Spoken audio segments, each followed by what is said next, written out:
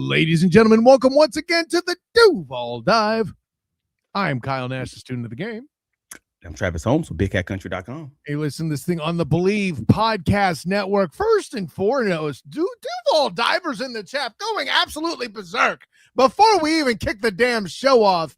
And it's an air quotes off night. Thank you guys for doing the thing and joining us on a Tuesday. I will be covering the last Orlando home game in the NBA this season. Orlando Magic, well, for the regular season, as the Orlando Magic host, and Edwards and the Minnesota Timberwolves.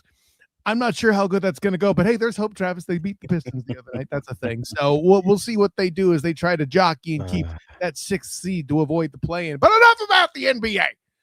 I have things to say, not about football yet, but because our newest members, PJ Brown jumping back in the game, lonely Jags fan and gentleman 42. Well, that gentleman's the answer to everything in the universe if you know your Hitchhiker Guide to the Galaxy references. But a quick stop to thank you and all the members of the Duval Dive for jumping aboard on a regular basis and helping this be one of the smarter podcasts for all things Duval Devout here. Thank you a billion times over.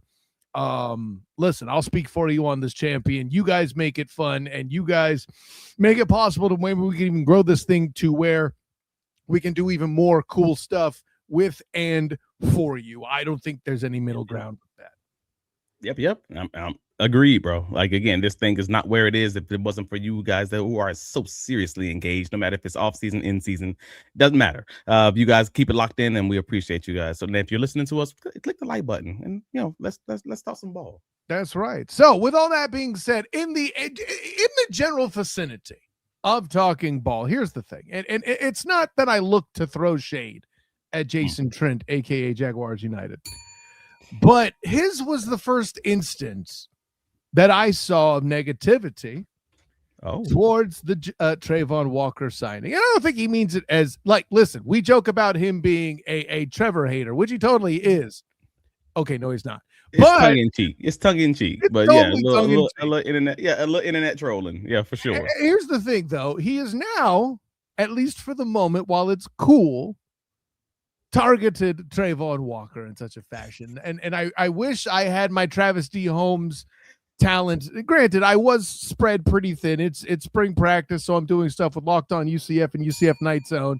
The Storm Surge podcast is doing a thing as the Orlando Storm are 2-0 in the UFL, so I'm keeping my skills sharp with spring ball for all you guys there. But that I would have pulled the tweet that said something along the lines of $251 million and no pressure. And and it does nothing was essentially, I'm paraphrasing the tweet. No. The tweet, I'll give you the quote. NFL Network's top 10 games of 2025 season. I'm watching $251 million of defensive ends do nothing as he's watching a Jacksonville Jaguars game. So, and here's the thing. And this is the part that I think is getting missed. First of all, and to your credit, Travis D. Holmes, champion, doing your thing, you pointed out the fiscal responsibility of this contract. First of all, how are you fiscally responsible? There's $77 million guaranteed, 50 on signing. That means they control the cap damage. Do you guys grasp this? This means they control how that money hits them. They can kick it. They can kick the proverbial can down the road as much as they want. Mm-hmm. It's just that Trayvon gets paid right now. And listen, hopefully he doesn't, go too buck wild with that money. That all being said. To be clear, he gets paid right now and he gets paid again next year. Folks probably didn't notice that they had the $20 million option bonus next year, similar to the Jacoby Myers contract where he had a $10 million option bonus. So like the Philadelphia Eagles and your San Francisco 49ers often do, they put it in the contract automatically at the start of the second year. So then they have the ability to kind of maneuver the cap and give him a little extra pay increase because Shad Khan got money like that. I think the term we're looking for is biddenness. Yes, I agree with you. All of the above to be said so that they could essentially kick the can down the road and lean into the ever expanding, so it would seem, salary cap. Because let's be honest, I don't think the NFL is going to be suffering anytime soon. So there's that aspect.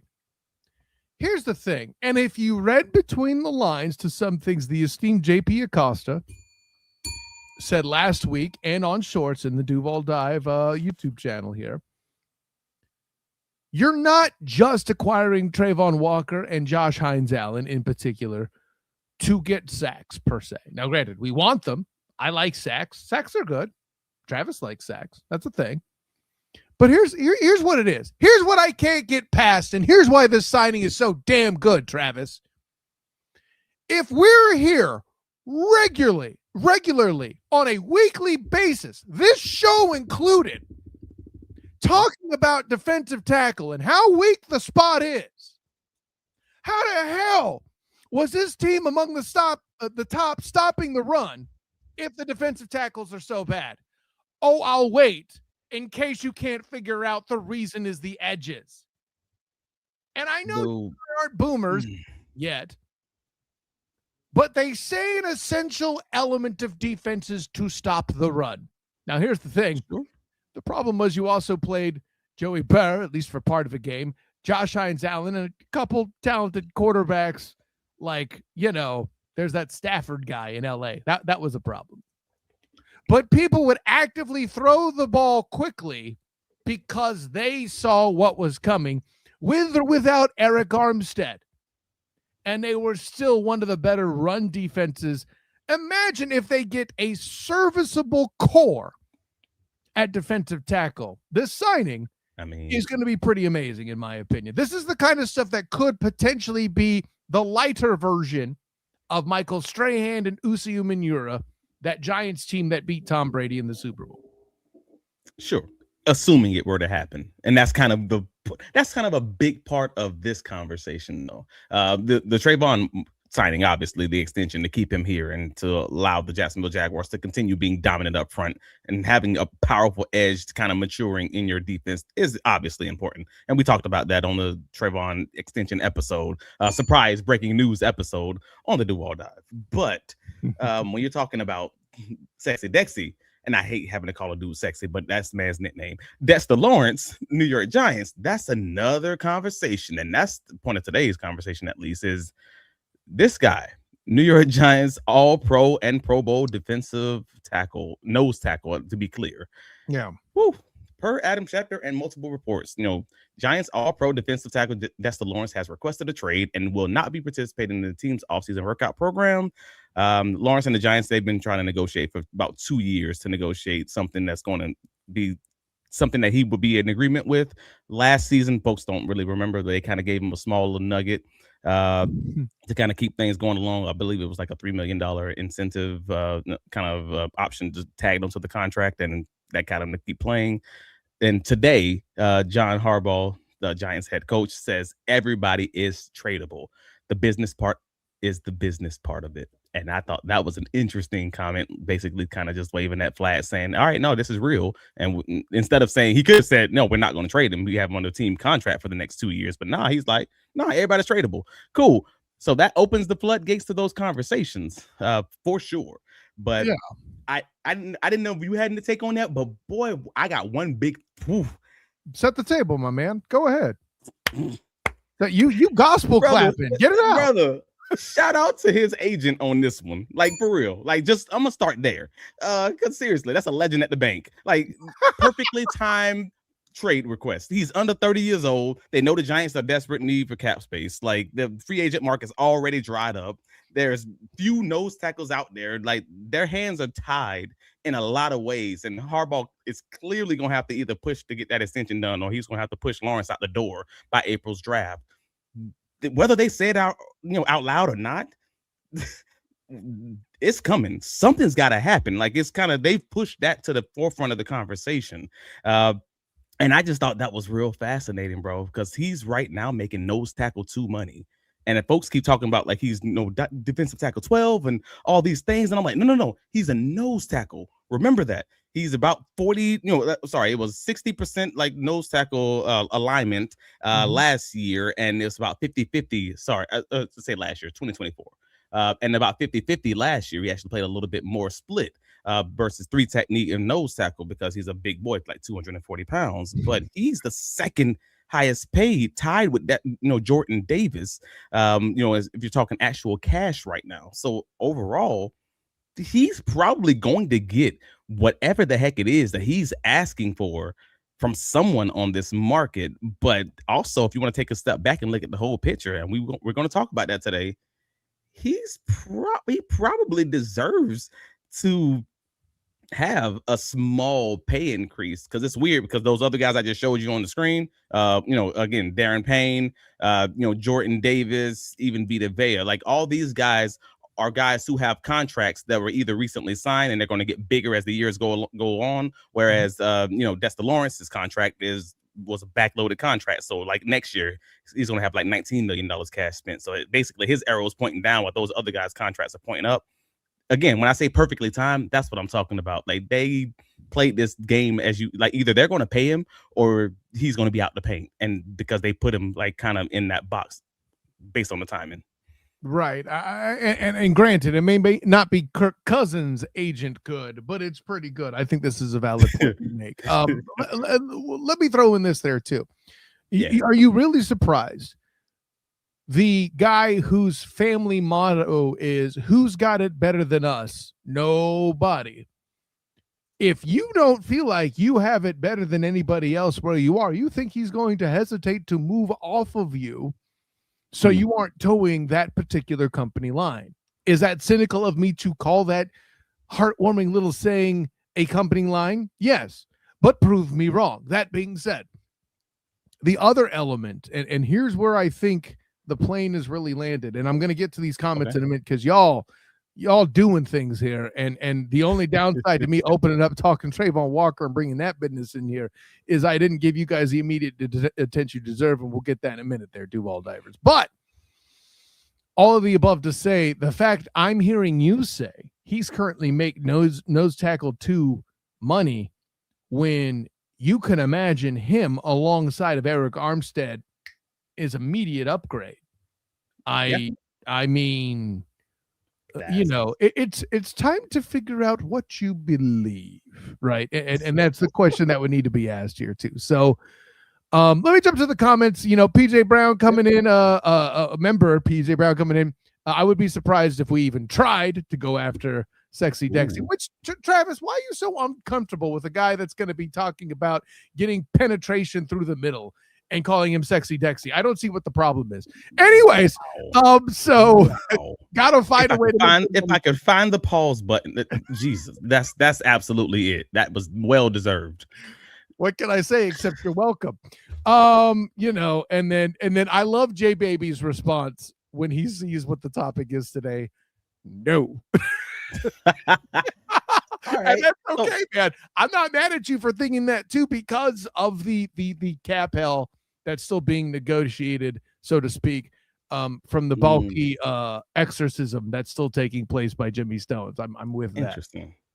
Well, this is weird though, because we can talk about whether or not they should or shouldn't. I think that's a very fine and a very timely conversation, but also we got to talk about who he is. Like, let's be real.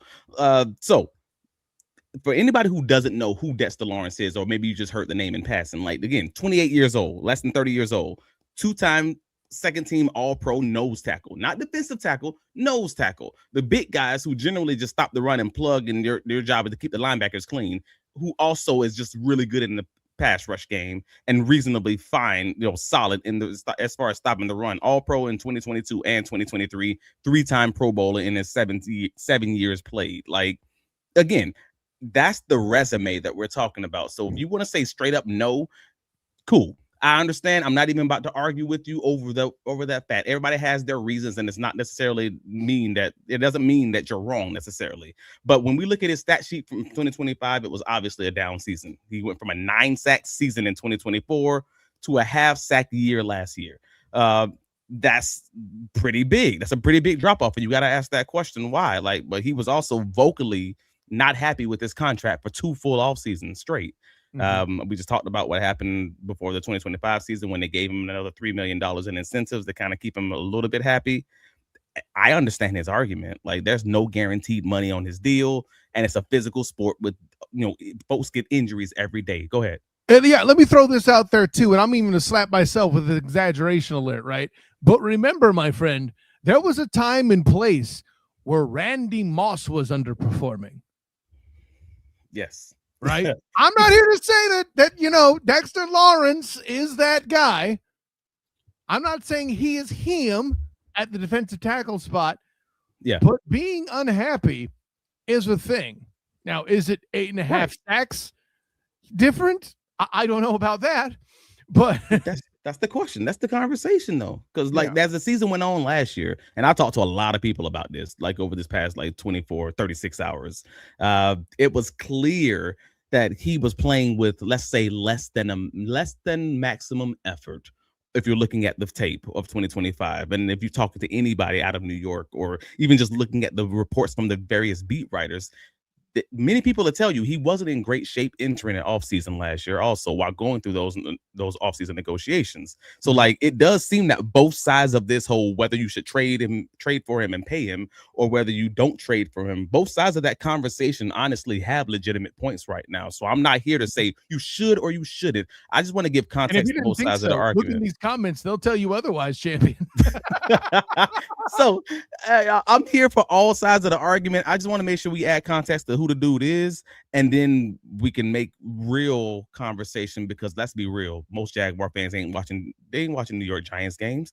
Their opinions is based on 2 years ago from a highlight film that they saw, or the all-pro list that they saw, or the Pro Bowl list that they saw, and we got to be better than that. And that's all I'm getting at.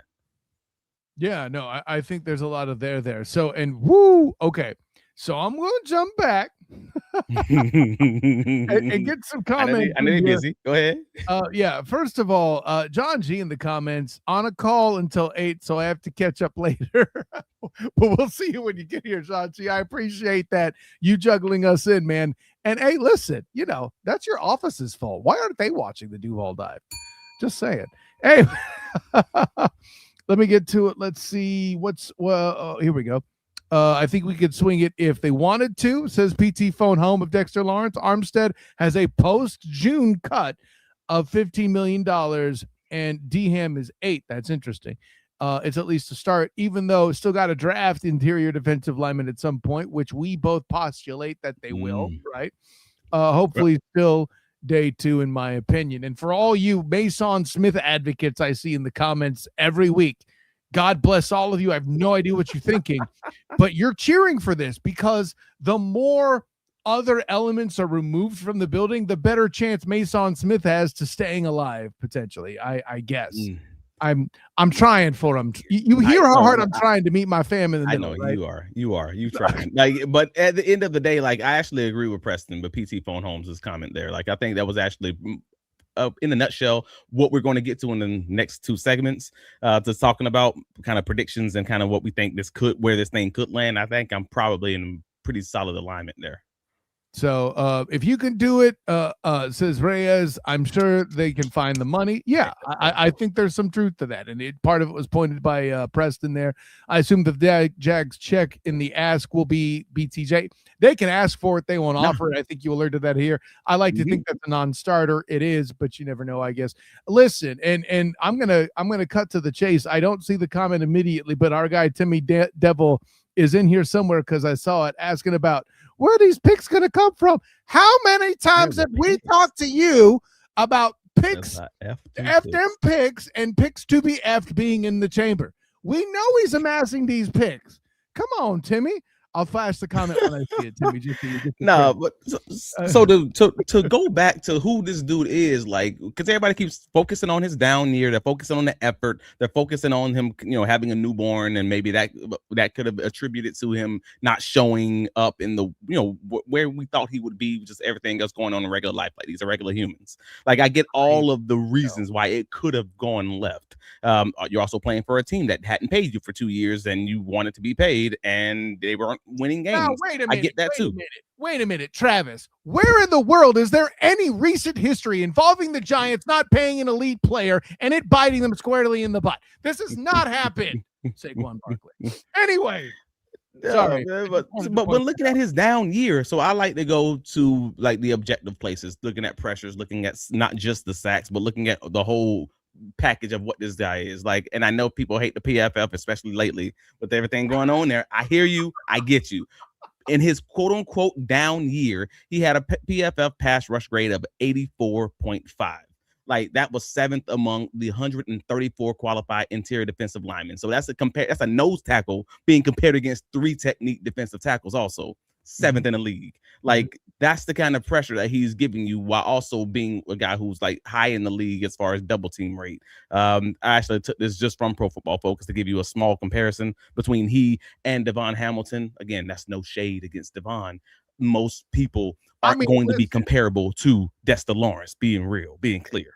Devon Hamilton won the Raider game. We are not throwing shade at this man, okay? Let's be clear. Right. Continue. But you have a nose tackle that's being actively compared against 3 techniques. It's just in the production he's putting on the field, even in his quote unquote down year. That's worth the conversation. I'm just being real when you're talking about the Jacksonville Jaguars have a hole at the nose tackle position where they need a guy to pressure the quarterback, and then a guy who might be on the market, who might be the guy, not like a guy, literally the guy available as far as pressuring the quarterback since he's came into the league, and especially since that 2022 season. So, Devon Hamilton did have a 61.1 run defense rating last year, 42nd in the NFL. But, so I believe, Dexter Lawrence was 57th at the position. So they're not so far off. So we talked about this past season. How far down the list would you be willing to go as far as your run defense if it means that you can now have a more productive pass rush operation? And that's the Lawrence conversation. Will I be okay hopping back from the number 1 run stopping defense to maybe the 5th, 6th, 7th run stopping defense? But if I can make a big jump as far as my sacks is concerned, if you're happy with that, you make this trade every day of the week. Again, cost matters though. But I will say that. But we're talking, Dexter Lawrence had 34 quarterback pressures last year. Devon Hamilton had 11. Right? This ain't close. Like if you're trying to get that dude in the building to ignite your pass rush game, you do that. And if you think you want to get the 2022 to 2024 version of him, you make the trade. But again, no nose tackle is doing what Dexter Lawrence is doing, and that's not me trying to overrate what he is. Y'all, I don't think folks really know. I don't think folks know. So this is what we're looking at of actual true nose tackles. Dexter Lawrence, since the 2022 season, while aligned at a nose tackle spot, which is that 0 technique or that 1 technique spot, 108 quarterback pressures. No nose tackle has over 35 that's been in the league since 2022, and that's Vita Vea. Brother, we are talking of this is a different guy, and this is why I say he's being compared against 3 techniques, because he's just different in that way. So I want to make sure I give guys that full context when they're like, no, we're not doing it because whatever, he had the down year. I'm like, yeah, but if you wrong and if this dude has anything left in the tank, oh boy, that's an opportunity. That's Peyton Manning going to the Broncos. That's Aaron Rodgers, leaving Green Bay initially. That's Randy Moss going to New England, to keep the analogy clear, right? I mean, that's an option, bro. I mean, it's hard to just be like, no, man. I got to call up Social Alky. And man, listen, you've been all over the comments with good questions. I think this one is relevant most to what Travis just said. How does it affect the team on the field? We were first in run defense. Does it help in the rush? Well, should we consider other areas that we could use the help? And I think that's precisely the point. For what he is at his position, he's doing things at his position that shouldn't happen. And another point, I keep Social Alky in the game here, because he eloquently, in very fun fashion, asks a very legitimate point, right?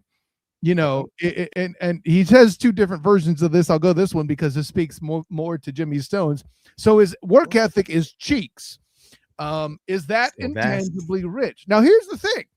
Is it really, and this is the part that you have to ask more about the Giants organization than what anything that's going on with Jimmy Stones, right? Because what if it's a rough place to be? What if the New York Giants culture, pre-Harbaugh, is not all that in a bag of chips, right? What about that? Jacoby Myers is arguably wide receiver 1 on this roster today. But this time last year, he was a Raider. We didn't know, for the most part, who the beep he was, generally speaking. This is interesting. So you know what? I want to, just because he asked that question, and I think it's a fair question because he's talking about his effort. Let's hop. Yeah, let's hop to the effort conversation because we were going to close with that, but let's talk about it now because the move isn't without some risks, right? Like we know he's saying his effort is cheeks. You got questions there. It's a large contract. It's possibly going to be big draft compensation to even make the trade happen, like similar to that Travis Hunter trade. If he gets injured, he misses time, it's going to be tough for you to even get like value back on the field. Like, so, and that's before we even get to the effort part of the conversation. So I can be honest with y'all for a second.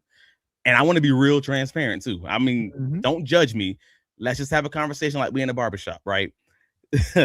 Let's say you've been to a job. Anybody listening to me right now, you work at a job, or you work in corporate America, you work at the gas station, Walmart, the Target, wherever you work. It don't matter where it is. You gonna get what I'm saying in a second. You work for a job for 2 years. You've been asking them for a raise for 2 years, and they keep telling you no, while the company culture also sucks. And you just happen to be one of them people, one of them folks, where your 70% effort is normally considered better than 100% for other people. You know what I mean? Like when you only putting 70% in, but you still dominate and you still can be a Pro Bowler. You can be good just doing that. You know what I mean? Like at your individual job. Ooh, that's a rough conversation to have to talk about when like your team sucks, your manager sucks, whatever, and you're just coasting until it's clock out time. Right? Let's think about what's going over with the Giants lately, right? You got rid of your best salespeople, right? Both of them, regardless how you feel about Dimes or Saquon. I've always said they should have paid Saquon and not Dimes, but whatever. Now both your top salespeople are gone, air quotes, keeping the corporate terminology. Sure, Thibodeau's in the building. Maybe they paid him, right? But then what? I'm just trying to have the conversation. Like I always try to humanize these football players because a lot of people don't get a chance to talk to them like that, to understand that these dudes are just humans, right? At the end of the day, they're humans. You can make them be superstars or you can make them be superhuman and all this other stuff. These are humans with human traits and characteristics. That's all it is. And like, are you like coasting until it's clock out time? Or are you giving 110% and working extra hours to make it happen? Like, that's just being real about this. And they're just humans and they act just like we do at work. Never forget the NFL is a job. Full stop. NFL is a job, a physical, high-paying, demanding job. And often these guys act just like y'all act. I just try to always make sure I remember that and make sure I remind fans of that. Like, and a lot of fans like to say stuff like I forget, I don't get the exact comment right, but it's always something along the line of, hey man, I'll do whatever I got to do for that much money. Like I'll do whatever I got to do for these millions of dollars. But it's different when it's your day to day. Yeah. 100%. No. Forget that it's different because it's your day to day. It's different when you got $30 million already in the bank account. What Dave Chappelle says, the difference between $10 million and $100 million is just, it don't matter. You at the same restaurant with the same people. Like that's the difference is what I'm trying to get at. When you got $30 million in the bank after year one, that's what we call FU money. Like it don't matter. That is truly FU money right there. Like, so I already know many of y'all cussing y'all bosses out day by day and week by week right now being thousandaires.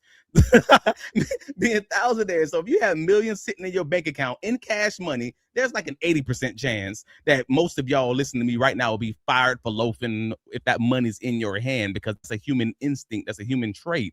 Unless you truly love the game, and that's the kicker. I think this comment says something else here too. He had a down year last season because he was out of shape. Came into camp out of shape, and Dayball didn't do anything about it because he ran the softest camp, says P-Tech 2715. Well, I always try to tell people that the guy that should have won the coach of the year, say what you will about me being critical of Dougie P, but in 2022, Dougie P should have got the coach of the year over Brian Dayball. But what do I know? Probably. I'm just a student of the game. The longer time goes on, the more you were probably right on that, and it's still weird because I still think he probably should have gotten fired after that. So I can believe both things on a year by year basis. I'm completely on the page with you on that. There's a topic. Excuse me. There's a comment I went past. I have to address because it's a Josh Hines Allen topic, and I think it's a pertinent one that lands the plane well. And it's also from a page member because Tapa's been, another one of them diehards with us. How many people here are new and diehards tonight? I'm glad I don't have to keep track of this for a living because I'd have a problem. Tapa says in the comments here, in response to my comments on Josh Hines Allen, I'm just tired of excuses for Josh Hines Allen. People want to label him elite, but make excuses for him when he's not accumulating the sacks that actual elite players get. Tapa, here's what I'm going to say first. If sacks are your measure, bro, you carry that like a torch, man. I got no beef with you saying that. Okay, let me lead with that. You know what? I'll even be perfectly honest. I'd like to see a few more sacks too, right?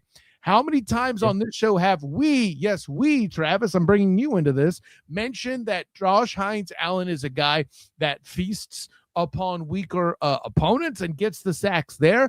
The year he got the single season record, he did it with, what was it? I think like 4 or 5 games with multiple sacks in a single game against teams the likes of the Carolina Panthers, who were far worse back then than they are now, et cetera, et cetera.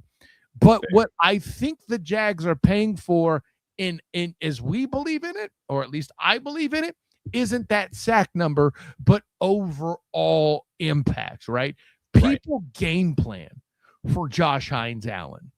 And those teams game planning for him are what the Jags are paying for. And you don't have to agree with me.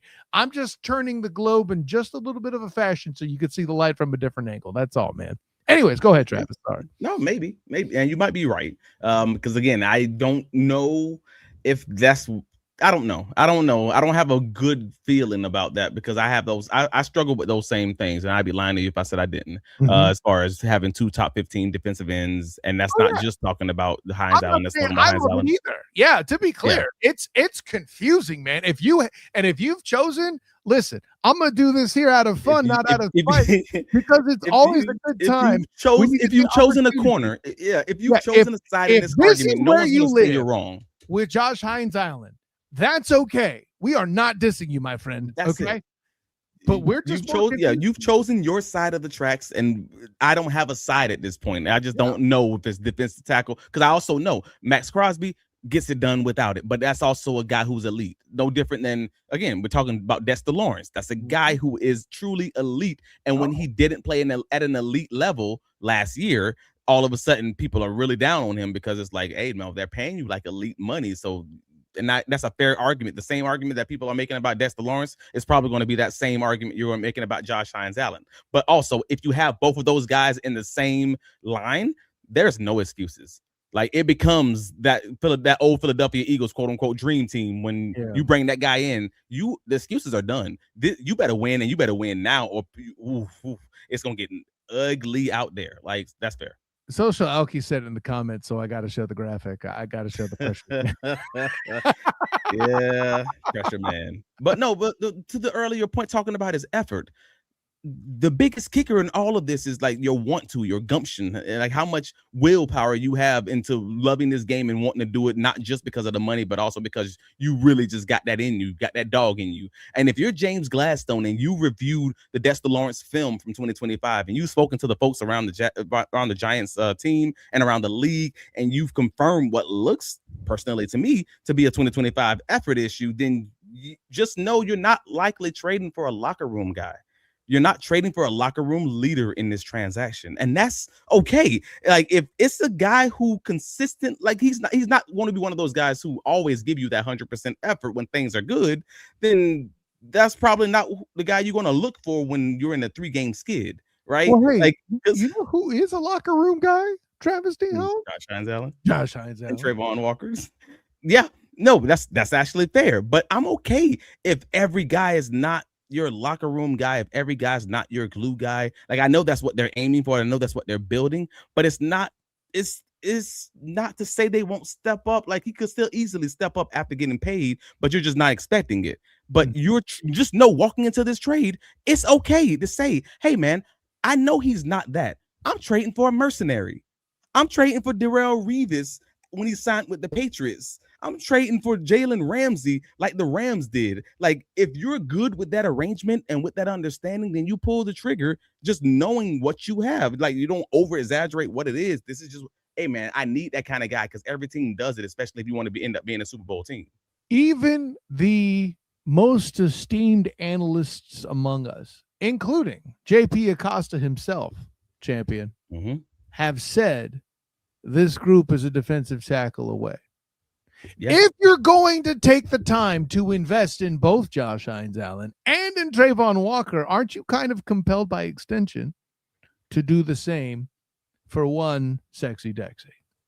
That's the conversation. I mean, folks was talking about doing the same thing for your offensive tackle out of San Francisco, Trent Williams, even just because they're like, when you have an elite talent that's on the market, you do what you got to do to get them in the building and you figure the rest out later because they so rarely come on the market. I'm not arguing for it. This is different than that because I don't necessarily feel what you're saying is true, that Trent Williams is potentially an upgrade, though if you believe in Colt Van Lannon the way that many do, he isn't really, which you listen, man, you did a fantastic job on that episode showing me stuff I didn't even know about Trent Williams, such that he was. And I forget, DG did the same as well. DG, yeah.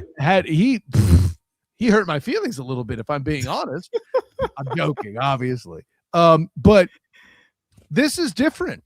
I don't feel like Trent Williams was a complimentary piece per se. Technically speaking, any offensive lineman is a complimentary piece. I get it. Right. But this is the biggest hole. Exactly. When you're tied and invested in your defensive line the way you are to where your guys are only one of this away, that's different. But Kyle, they're paying Trevor Lawrence all this money. And you know what he did? He pumped up a bunch of dudes who the top guy was 700 yards in a season and made a group unironically a Super Bowl contender. You didn't need Trent Williams like that. What you do need in this instance, when you're paying now at least Trayvon Walker what you're paying him and Josh Hines-Allen for a couple of years now what you're paying him, you have to make that effective. They've done that with Trevor by upgrading the line the way they did. I am so sorry. I'm dominating the hell out of this podcast right now, Travis. But they did what they did. Talking about, what we've talked about, upgrading that offensive line to not only make Etienne great again so that Etienne would leave, but you notice how I went from Etienne to Etienne when he left for New Orleans. I did that completely by accident, but also to make Trevor better. Go ahead. I've said a lot. Nah, man, you said what needed to be said. Like, frankly, and again, for the folks, I mean, if you already don't know, the Jaguars have been reported to be in the mix for Dexter, per Easton Butler. Several teams have called the Giants about Dexter Lawrence, that's including the Packers, Bears, Jaguars, and Bills. And per a source, a Quinn Williams type of trade to start the conversation is basically what's necessary. And if traded, he will be moved prior to the draft. Isn't expected to be moved regardless of the public trade request, even though the day after this report came out, the coach then says everybody is tradable as in a public statement. Kind of sounds like he might be able to be moved for the right price. And you say Quentin Williams trade, and that piques my interest a little bit because the Jaguars were rumored to have an offer on the table for Williams around last year's trade deadline before Dallas came in and blew that offer away. And so when we're looking at this, I'm looking at, hey, what was the Quentin Williams trade? All right, cool. It was the Quentin Williams for a 2026 second round pick, a 2027 first round pick, and Mozzie Smith. There's no way in the world they're going to get that. Let's just be clear about this. Again, Quentin Williams was a three technique defensive tackle, top of the league that also moonlit ever so often as a nose tackle. Like they kind of move him around the whole line. He can kind of play all those positions, anywhere from a zero technique occasionally to a wide 9 even. So that you're not getting that, but realistically, you could.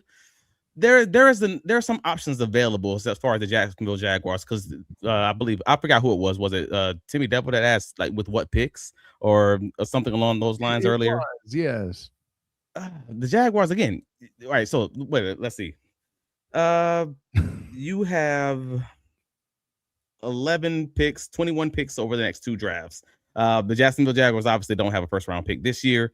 But you're not having to offer that. I absolutely believe. I mean, the Bleacher Report trade option that they put out there, for Dexter Lawrence, for a 2026 second round pick and Eric Armstead. I wouldn't do that. Just to be clear, I wouldn't leave. I would want Eric Armstead to be next to Dexter Lawrence. I would not trade Eric Armstead and then bring in Dexter Lawrence. I would trade Devon Hamilton because that opens up another $8 million in cap space. He ain't going to take Devon Hamilton, though. Stop it. You think they wouldn't?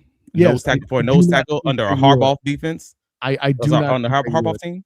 I listen as somebody who loves me some Harbaugh, regardless of who it is. Okay, I even like Jack Harbaugh. That's how cool I think the Harbaughs are. Okay, but that's the dad for those that don't know. Okay, but I got to tell you, I would do this. I would do this. You would do this because then you get Dexter Lawrence in the building. You're working on a couple guys already. You're in there in the second round now. You may be able to lobby that into a place where you can get a Lee Hunter or something like that higher in the draft. And then also with one of your later picks, pull in a big citrus. Let's reboot this Humpy Bumpy the way that this position needs to be, in my opinion.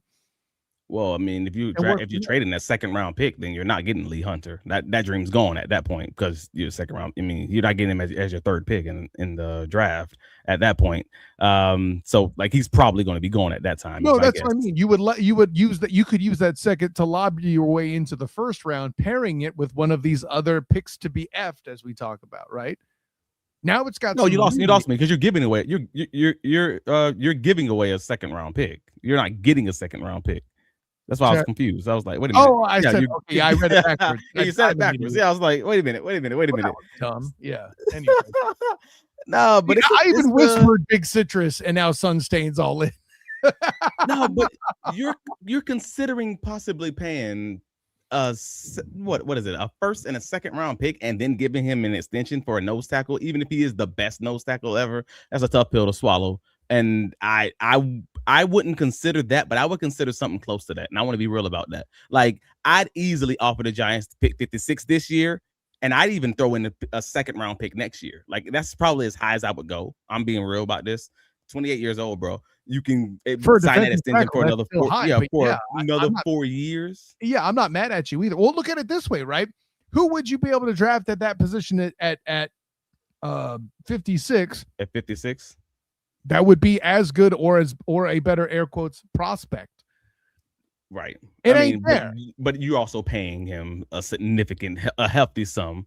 Okay, but he's 28. You could kick that can down the road.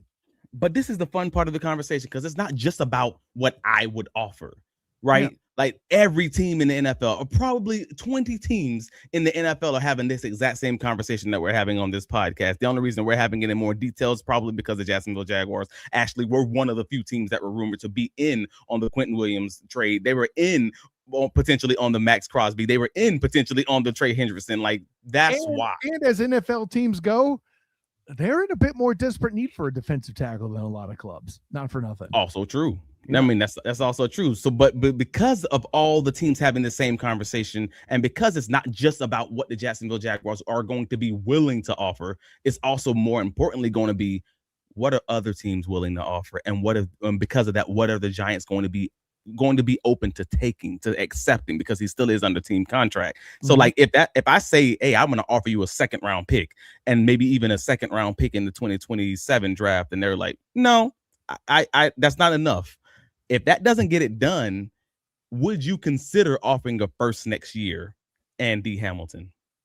That's the question for me, because that's when it starts feeling a little uncomfortable, but it's just uncomfortable enough that they actually might take it. Because, well, here's the thing. Then at that point, you can find the guy that you want in perhaps what many would say is a stronger class next year. So it's a different conversation, right? There's so many good comments we've skipped over here, man. You guys, go ahead, man. You guys are awesome. I don't even know what more to say to you guys. You divers are blowing my mind. I love it. If you want to find one, go ahead. If you want to find one, go ahead. Otherwise, I'm getting into this cap space conversation because that's the last domino.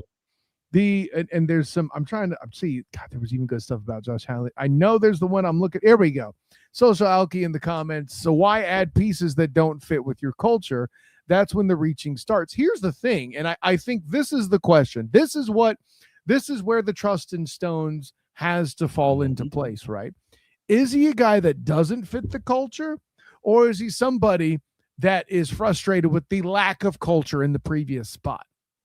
Bingo. And there's evidence for either to be true, that he doesn't fit or it's a lack of culture there, right? Bingo. This that's isn't it. like Ngakoue or anything like that, or Ramsey, leaving because they weren't happy here. Jalen Ramsey was frustrated with the Jaguars culture. Yeah, that's what I'm saying. Say folks don't fit the culture. Maybe sometimes the culture need to change. Like, it's sometimes folks are just like, nah, I don't fit in with the culture, and I never will because this culture sucks. Like, what do they say? This place sucks. Like, that's it, bro. Like, so there may not be something wrong with that. So when you say he doesn't fit your culture, that's why teams, again, Super Bowl teams often find their mercenary who is not a guy who cleanly fits in with your team, but he gets the job done, and you just know you're making that deal with, quote unquote, deal with the devil. And I'm not calling Dexter Lawrence the devil, but you know what I'm saying in the regular use of this word. It's the devil. Dun, dun, dun. You know what I'm saying. That. So, like, that's why you make the move, because of his talent. At the end of the day, I don't need a team full of choir boys. Don't take me back to the Gus Bradley Jacksonville Jaguars years. No, sometimes you're gonna need a dude that'll kick a grandma down the stairs for a touchdown, and that's okay.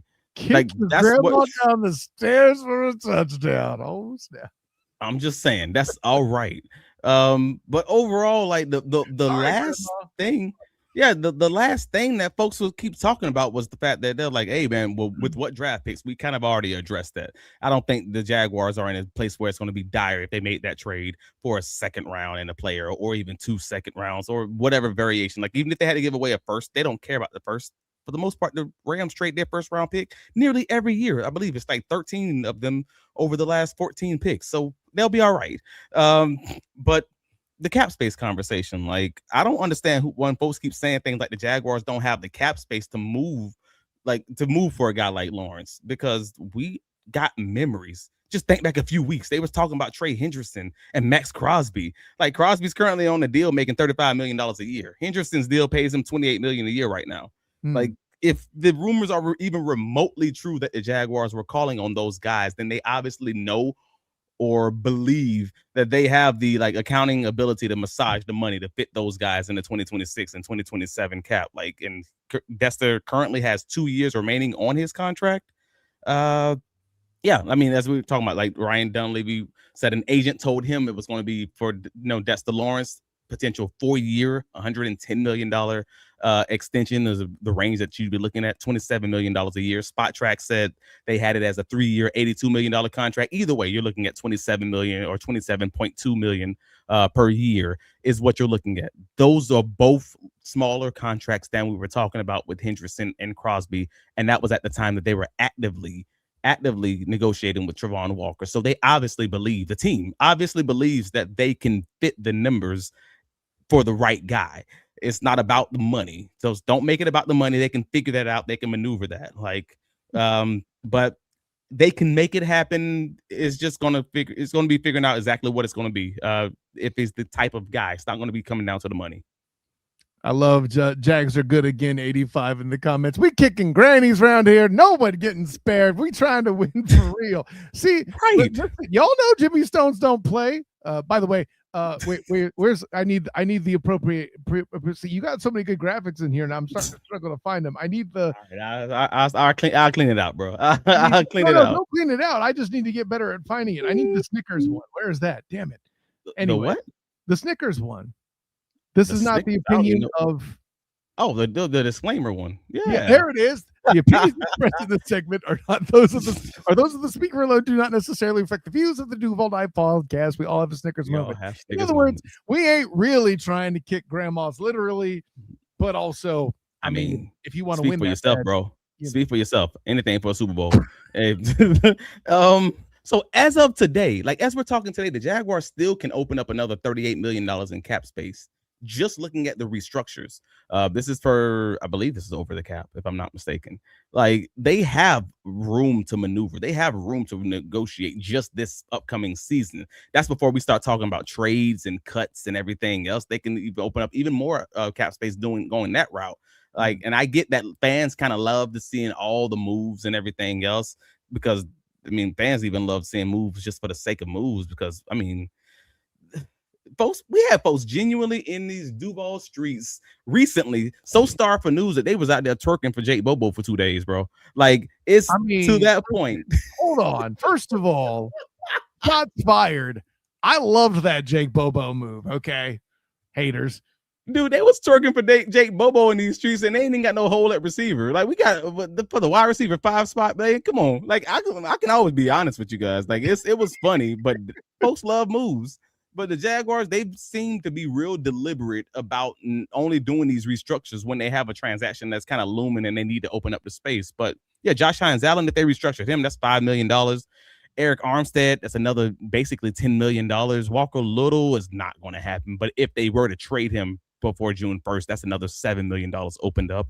We can keep going down the list, but you see what I'm saying? Like, we have the whole list as you're looking at it. The Foye Oluokun restructures another $6 million. They have the money, even though it doesn't look like they have the money on Spot Track or Over the Cap or wherever you want to look.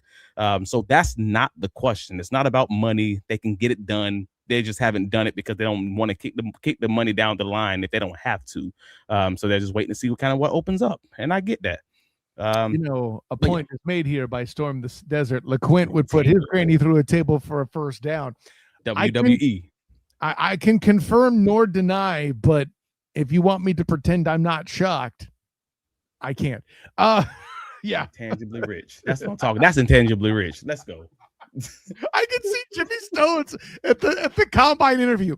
So, young man, would you be willing to put Mima through a table for a first down? And something tells me, based on what you guys are saying, LeQuint Allen would say, hell yeah. Anyways, yeah. But where's the graphic again? These are not the opinions. No, Jesus. Yes. Or at least the exaggeration. Yeah, exaggeration. There you go. But I mean, but the real question, like, it's going to come down to whether or not James Gladstone is going to be willing to pay what's going to undoubtedly be a steep price. It's the price. How steep is it really? Correct. But that's also be a steep price to secure what I would consider, and what it sounded like, at least what JP Costa would consider as the answer to our Josh Hines-Allen question in Duval. Like, we just talked about this the other day when we were talking with JP Acosta on Monday, when we all agreed in our ranking episode, that was a great conversation. And if you guys haven't heard it, we were having a ranking of the top 5 Jaguars of the 2025 season. And the podcast basically came to a full stop when Josh Hines-Allen came up in the conversation. And we ended up having like a 20-minute segment just on him, just discussing that. And when we talked to JP Acosta, the big point of that conversation was like the Jaguars needed one more pass rush on that interior D line to allow Hines-Allen to have more one-on-one opportunities, because he's 4th in the NFL in pass rushing to getting pressures on the quarterback whenever he's presented with the one-on-one situation, and he's not in the top 12 when he's double teamed and chipped. So this move solves that and some in a very huge way, because Dexter Lawrence back in that 2024 season was 64% double team rate, and that's when he had 9 sacks. He was getting double teamed on most of those snaps and still dominating. If you think you can get that guy to dominate like DeForest Buckner, to dominate like a Jeffrey Simmons, like they have often done against the Jaguars, then you run to the Giants front office and you make sure that don't get lost in the mail, and you make that trade happen, bro. Like, that's kind of where I'm landing on this bad boy. And I'm not trying to say they got to do it, but at the same time, it's a risk either way. It's a risk not doing it also. That, like, folks ain't talking about that either. Yeah, well, and there was one in the comments that said, I'm not going to try to find it because, with all due respect, guys, there's too many comments for me to find this one, but I did see it, and it said they would be mad if the phone call wasn't made, and I think that's the correct answer, right? Also call them, see what they say, and if they give you a thing that says, well, beat TJ in the first, tell them where they can shove it and move on, Hey, Zenith says, LeQuint Allen, you want me to do it right now? Which table? This one right here? Yeah, that's the answer. That's the answer. That's how you know you got a dog. Oh, man, Zenith. That was good, Zenith. You got me, buddy. You got me. Holy snap. That's it. No, Peter says, I'm a Giants fan who doesn't want and doesn't think they would trade him. But if they did, a 2027 first, this year's 56, and Milam would be reasonable. That's not reasonable. I mean, it's not happening, I should say. I mean, they can ask for what they want to ask for. But yeah, that ain't happening. First, the 2027 first, they're top. It's Pete Tech. No. See, I can negotiate this. I can maneuver this if you don't mind. Please. 2027. No. Hear me out. 2027 first. You ain't getting this year's 56. Let's let that go. But a 2026 first. Oh, sorry, 27 first. 2027 first and Patrick McCarry, and you got yourself a deal. We'll keep Wyatt Milam. And you know what the real thing is? I'm willing to bet McCarry's an upgrade for their offensive line. Right. And the Jaguars will be happy. I mean, at the end of the day, we already think Milam has a solid chance of beating McCarry out in camp. So at that point, I think that's a win-win kind of situation. Obviously, the Giants wouldn't want it as much because they want more of that cap space, but I think they'll be all right. Like, I think that'll be one that sounds like a reasonable counter, if that makes sense. This is the angriest I think we've ever seen a member get with Preston in the comments going full Bishop Bullwinkle. Hail to the no, to the no, hail, no. See, he went to the trouble to comment it. I had that's all I'm saying. I just say, I've said this about anybody. Like when they have these top guys that's available on the market, and I've been consistent on this, so I need folks to understand. I ain't talking to people's agents. I ain't here representing nobody. Social Alchemy says Travis sounds like Dexter's agent. We get it. You want it. We get it. You want it. Here's the thing. Y'all need to remember. I'm consistent about this. I always say I don't give a. It's not that you want him. You want him at the right price.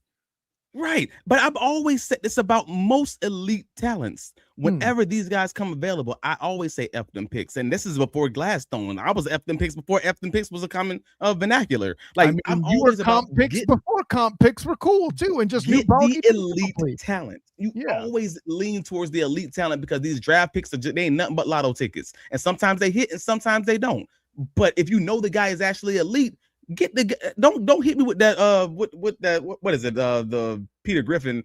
I don't know what's behind the door. Maybe it might be Dexter Lawrence, or you can actually get Dexter Lawrence right here kind of situation on the game show. Even Dexter Lawrence guy.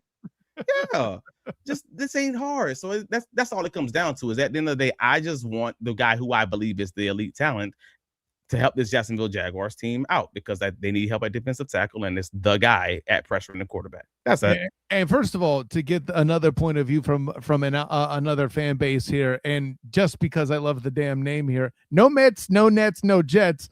As a Giants fan, listen, bro, you took a lot of the other ones off the table. So unless we're going to baseball, well, no, you mentioned Mets, so I don't know if you're a Yankees guy, but whatever.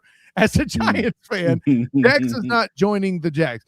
And he may not. There's an element of this that feels like a long shot. I agree. There's a few people that are sold on the deal. There's some people that's not sold on the deal. They're like, they don't want to put a person involved, even though this is the F them picks team that generally speaking trades away their first round pick anyways.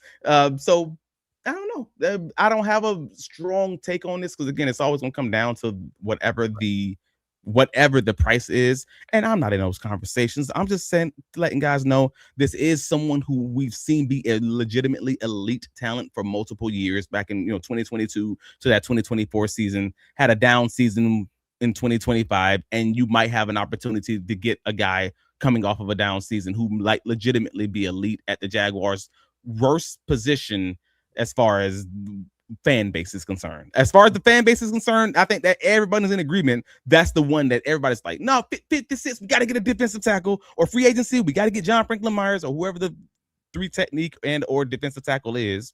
That's been the conversation all offseason. And now that Dexter Lawrence is available, they're like, no, that's too much, man. Y'all better stop. Y'all better stop. Like y'all playing. Like, do you want a house or do you want to be renting forever? Like, that's the conversation. The price of the house is the price of a house. Make a decision. Fair enough. Since we're approaching an hour and the divers have been fantastic, and this conversation went even longer than I thought it would, I'm going to go ahead. I'm forced to play the role of the mature adult in the room. That 2027 first could be a 30-second. Hold on. I mean, anything is possible. But also, hold on. If it were a 27 or even a 25, now you're making sense. But anyways, I have to be the responsible adult in the room. You're right. We are approaching an hour. Divers, you've been great. Travis, do me a favor, my friend. Tell all the people where you could be found. Hey, man, bigcatcountry.com. Find all of our written work covering the Jacksonville Jaguars and Travis D. Holmes on all the socials. But most importantly, hit up the Duval Dive on X. Hit up the Duval Dive on TikTok. If you're listening to us on the YouTube side, as you are, all you guys that are in this chat, man, y'all are on fire tonight. Click that like button. Comment on the stream. help us out. It helps us out tremendously with the algorithm, and this thing's growing because y'all keep it locked in and y'all keep engaged. And yeah, I mean, if you have any questions, any comments, any complaints, well, if you have any complaints, obviously you can put those on Jaguars United YouTube. But if you have any compliments, yeah, let us know, man, because we're here for it. And shout out to my dog Jaguars United. If y'all don't follow him, like he's dope. That's my guy, Jason Trent. But yeah, just let them know where you can be found. So this has been a wonderful time. I appreciate y'all. Absolutely. Of course, I'm Kyle Nash, the student of the game. You can find me on Twitter, Instagram, Threads, and Blue Sky at the SOTG. Find me on Facebook as the student of the game. Check out my work on the Storm Surge podcast covering the Orlando Storm of the UFL, currently 2-0, and they'll play against the Louisville Kings in a rematch here already this early in the season too, but their first road game nonetheless, and BP and I will both be in effect giving live halftime and post-game reactions to that, so make sure you check that out, plus my work covering UCF with Locked On UCF and the UCF Night Zone. I was actually at practice briefly today, so I'll have some of that talking with my guy Mike Giddens there as well. Make sure you check that out, and also my work covering the Orlando Magic. Their last home game tomorrow night is the reason why we're streaming tonight. So there you go. That being said, the following Wednesday could be a hell of a treat. Check your announcements and make sure you're following us on the socials to get the likes of all of that. So for all you Duval divers putting in that work to make this as fun as it is, for my personal champion, Travis D. Holmes, this is Kyle Nash, the student of the game. Until next time, everyone, class dismissed.